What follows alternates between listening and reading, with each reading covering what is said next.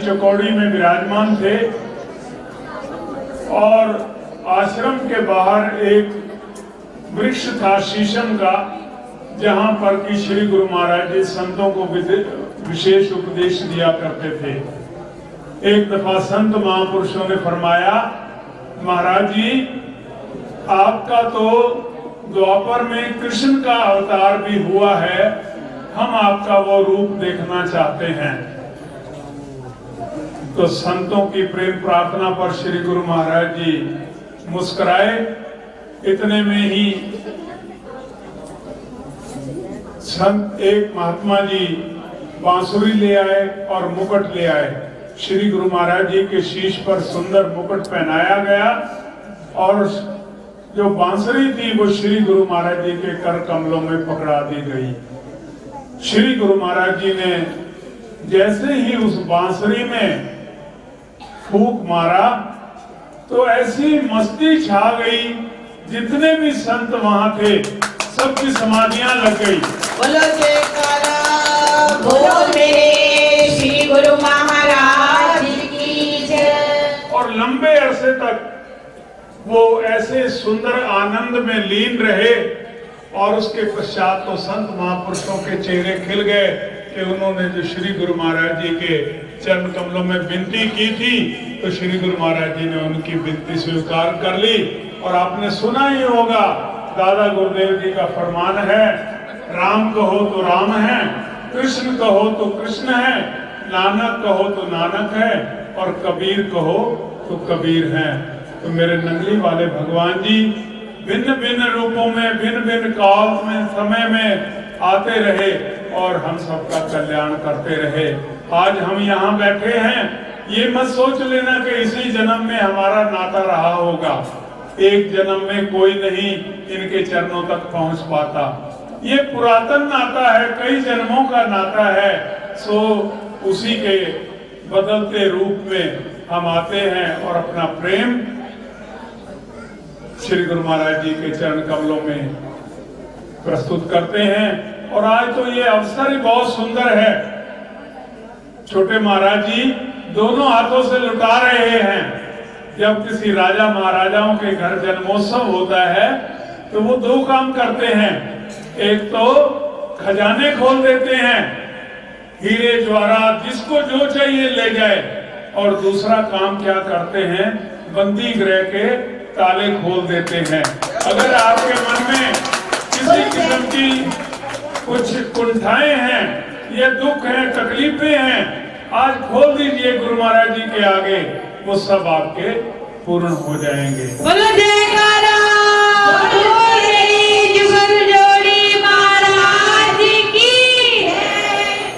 एक नाम आया है मेरे पास, आनंदपुर से बच्ची है साक्षी, इधर है। बोलो साचे दरबार की जय। रंगी हारा वाले दे चढ़ गए, रंगे होर चढ़ा के